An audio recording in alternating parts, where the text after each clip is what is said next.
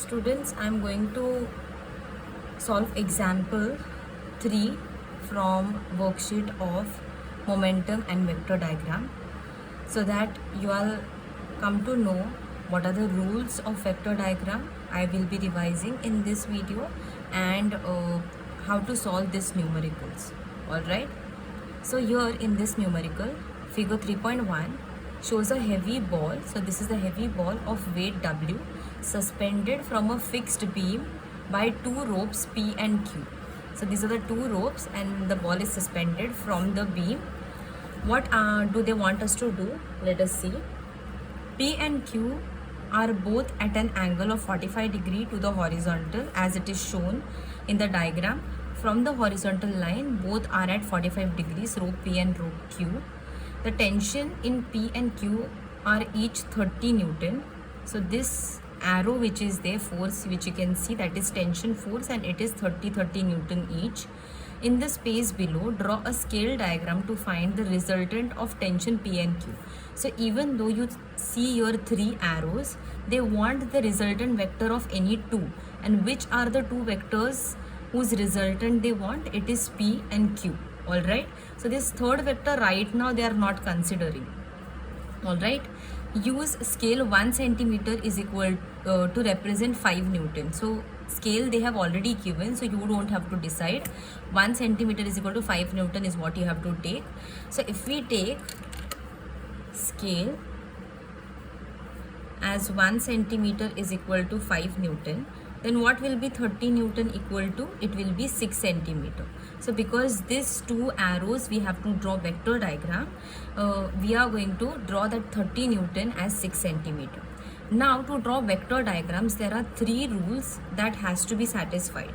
First one is between the two vectors whose addition they have told you to do, they both should be at 90 degree. So from the horizontal, if P is at 45 and if Q is at 45, then obviously the remaining angle between these two is going to be 90 degree. So that first condition is satisfied, that whichever two vectors we are going to add, between them the angle is 90 degree. Second thing is their arrangement. Okay, to do addition of two vectors, their arrangement should be head to tail. Okay, so these two vectors we have to add and their head to tail arrangement should be there. But in this setup, if you see both the vectors, if you go like this, the tail of P vector is connected to tail of Q vector because head is pointed towards here.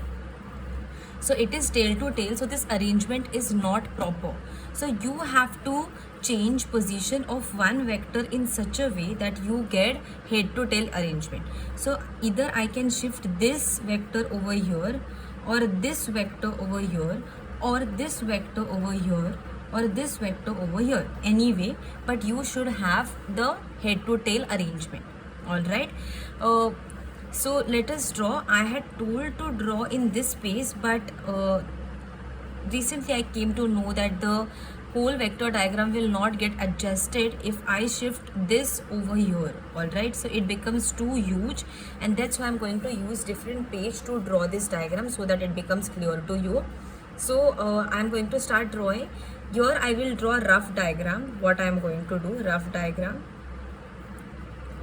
So I'm going to draw a horizontal line, and from that horizontal line, vector P is at 45 degree. So I'm going to draw here 45 degree.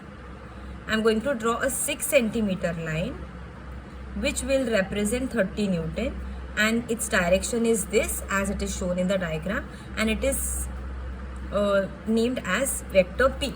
Alright. And what I'm going to do, this Q vector, I'm going to transfer it over here so that we get head to tail arrangement. Okay, so if I transfer from here the vector P over here, then the angle between them has to be 90 degree, and if I transfer it over there, then we get head of this P vector connected to the tail of the Q vector, and even Q vector is 30 Newton, so it will be again 6 centimeter which will represent 30 Newton. Okay, once we get this arrangement, then the resultant vector is the third side of the triangle, and that's why this is called as triangle law. Okay, triangle law. Once these two things are done, like 90 degree and arrangement of head to tail, then the remaining thing that you have to do is to find out resultant vector, and that is the third side of the triangle. So this is the third side of the triangle, and this triangle, this third side will be resultant, but resultant also should have a direction.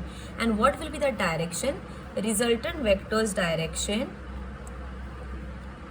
resultant direction is tail to tail and head to head, head to head. All right, so this vector P here has tail connected to R, so we are going to draw arrow like this, so that Q vector's head is connected to R vector's head. Both are moving towards the same direction, so that means head is connected to head, and P vector's tail is connected to R vector's tail. All right, so the two vectors that we are going to add will look in continuation like this. Two arrows are going like this, and resultant vector will look discontinued. It will have opposite arrow. Okay, so if you go like this, then you will not get a continuation because arrow is going ulta. So resultant vector ka arrow is definitely ulta. That's why it is called as resultant vector. Its identity is like the arrangement is opposite to the other two vectors that we add. Okay, so these three rules have to be satisfied. Drawing of arrow is important because one whole mark is allotted to draw the arrow. So make sure you draw resultant vector, arrow, and the other two arrows arrangement properly. Okay, so this is a rough diagram. Now I'm going to draw a fair diagram of this. So I will make a baseline.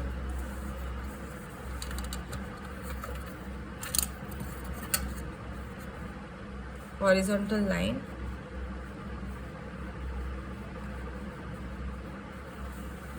once I have this, I will take any point on this, any point over here, and from this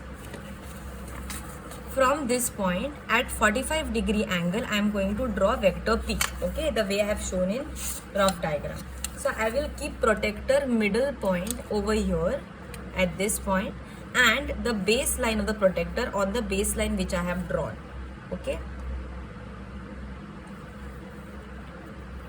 from 0 I will start, and I will exactly stop at 45 degrees because P vector from the horizontal line is at 45 degree.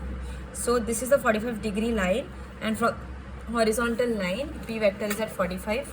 So after marking 45, I will draw a 6 centimeter line.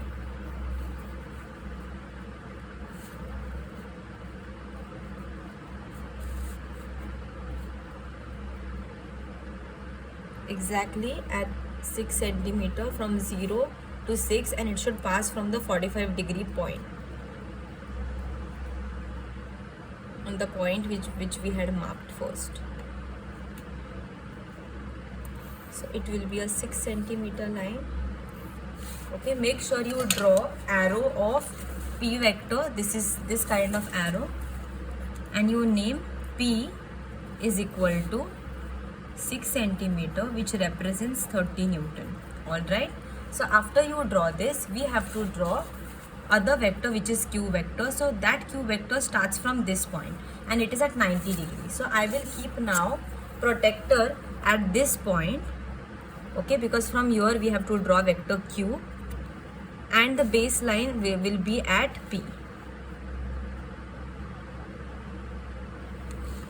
And from this baseline I will start and I will stop at 90 degrees, so that I will get 90 degree point. And from here, because even Q vector is of 6 centimeter, from here I will draw 6 centimeter line and I will pass through the 90 degree marking which I have done. All right.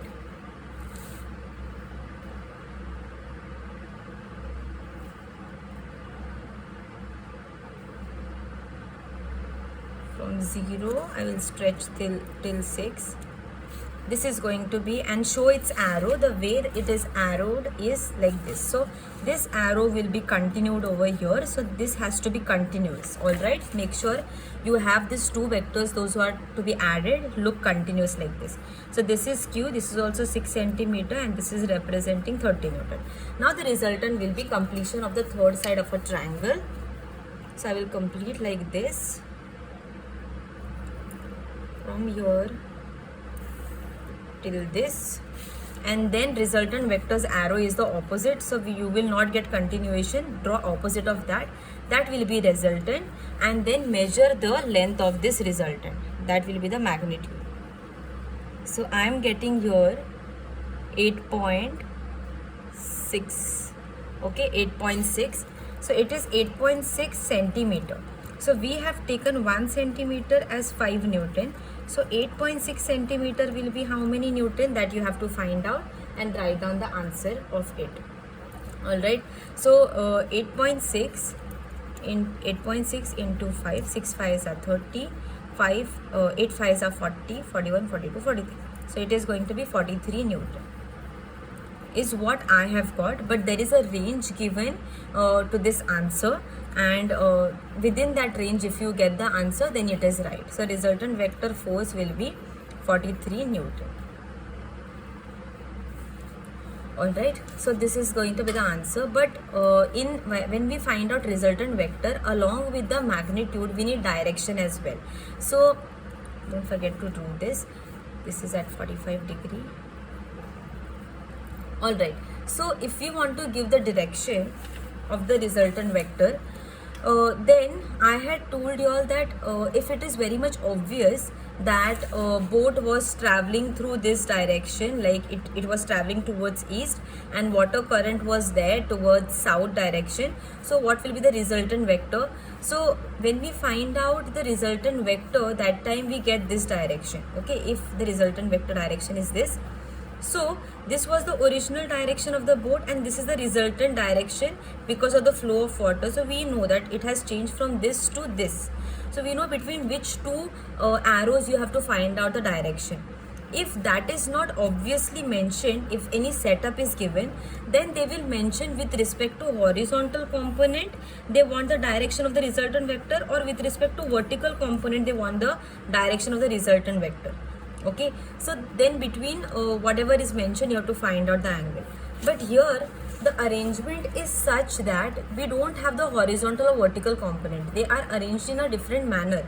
There is no horizontal or vertical. So in this case the direction that you can see here of the resultant vector is vertically upwards. So resultant vector magnitude is this, and direction if it is asked, then because horizontal and vertical is not clear, and obvious like boat moving in the different direction, that is also not obvious, so you have to write down direction as vertically upwards. Alright, so that will be the answer, vertically upwards. Then they want us to tell what will be the magnitude of W. So like I said initially, there were three forces seen, P, Q and W. So they had asked addition of these two vectors, and that addition we got it as resultant vector, which is this. So when we do addition, these two vectors are brought together in the resultant vector. So right now we will not consider these two vectors because these two are already added. But there is one more vector in the picture. Like I said, there are three vectors seen, which is downward weight. Alright, so whenever three vectors are mentioned in the vector addition numerical, they usually ask about addition of the two vectors. Then what happens to the third vector? So they will definitely ask you about that third vector. So you have to say that whatever is the resultant of the other two vectors will always balance the third vector. It is always like that. And that's why the whole system goes in equilibrium. That's why we call it as equilibrium, because there is balancing of force.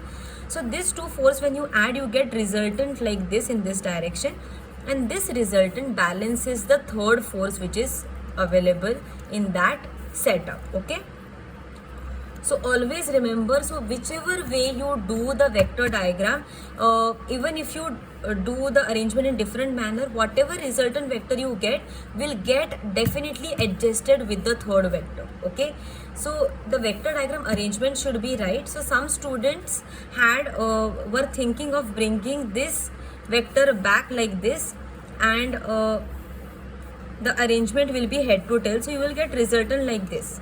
Okay, so this resultant vector is not in the same alignment as W, so that does not mean that it will not balance. You have drawn the vector diagram correctly, so ultimately the aim is going to be the same thing, or the answer is going to be the same thing. Whatever is going to be the resultant of the first two vectors is going to balance the third vector which is going to be present in that setup. That is the final answer. So no matter whichever is the situation, wherever in whichever question it is asked, if there are three vectors, two vectors ka addition will give you a resultant vector, and that resultant vector balances the third vector. Okay, so when we talk about balancing, that time whatever is the value answer of resultant vector, same answer is going to be of the third vector which is there. So here the magnitude of resultant vector is going to be in the same range.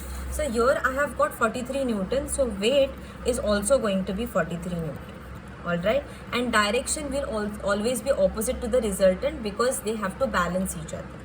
Alright, but magnitude will be exactly same. Just remember that point. And the second vector diagram was about a boat in B is moving due west at a speed of 6.5 meter per second. So in this case you have to draw the directions north, south, east, west, and then make the rough diagram.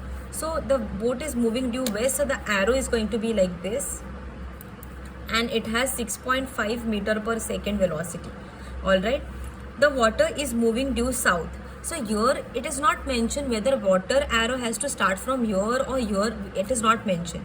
So what arrangement do we need for triangle law to be applied? Definitely head to tail. So instead of drawing over here and then taking this vector for different arrangement, I will draw the vector of water moving due south in this direction. Alright, so then ready made we get head to tail arrangement. We don't have to shift anything. Alright, so this is moving due south in the southward direction downward, and it has velocity as 3.5 meter per second. So once we have 90 degree and head to tail arrangement, then the resultant will be the third side of the triangle, and it will be not in the continuous direction but it will be in the opposite direction. Alright, so it will be tail to tail and head to head like this. So this is going to be the resultant vector. Let us find out what is going to be the answer. So I am going to take here scale, as here only you can mention because here they have already asked, as 1 centimeter is equal to 1 meter per second, because here the velocity values are such that 6.5 and 3.5, that we can take 1 centimeter is equal to 1 meter per second. We can easily fit 6 centimeter, 6.5 centimeter and 3.5 centimeter. So it is going to be 6.5 centimeter first, like this. Once I draw 6.5 centimeter exactly, I will draw over here 6.5 centimeter is equal to 6.5 meter per second. I will just check whether I have taken 6.5 or 6.5. Now from here we have to draw arrow due south. It is moving in the south, which should be at 90 degree angle. Alright, angle has to be 90 degree between two vectors. So I am going to use protector. I will put at this point and the baseline as this.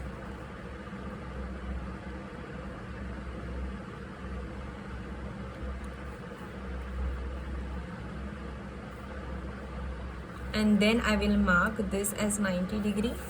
Once I get 90 degree point, I am going to draw a 3.5 centimeter line which is aligned with these 2 points, this point and the 90 degree point. So from 0, I am going to stretch a 3.5 centimeter line. Once it is stretched, I will draw here 90 degree. This arrow is drawn, and then I will write down here 3.5 centimeter, which is equal to 3.5 meter per second. And then I will join the third side. I will draw the third side of the triangle and measure its length to get the magnitude. So this is going to be the resultant vector. Its arrow will not be continuous, it will be opposite. Okay, don't forget to draw the arrow, and its value that I get is 7.4. So here I get 7.4, but there is a range given. It can be between 7.2 to 7.6. 7.4 centimeter, which is 7.4 meter per second. So that is the size of the resultant velocity or the magnitude we can see. But we have to give the direction. So boat was moving in the west direction. So this was the original direction of the boat, original, and because of the flow of water, the direction changed from original to the resultant, like this. So definitely here the situation is obvious, and we have to find out the direction angle between these two vectors. All right, so I will use protector. I can keep on any of these two arrows, and from that point I will measure what is the angle of the second arrow. So I will put it over here, base on one line. I'll start from 0 and I will see where this line is aligned. It is, for me, it is 28 or 27 degrees. All right, so for me it is 27 degrees, but the direction you can get the angle between 26 to 30.5, and you can see here, if this north, south, east, west, so this angle is like this. Okay, so it is, angle is between east and south, west and south. Marking scheme has been given. The answer is wrong. So it is between west, directed between west and south, but the angle is more important. Angle you should mention, it is between 26 to 30.5, and I have got 27. So you can just write down the angle, whatever you get. All right, it should be between 26 to 30.5.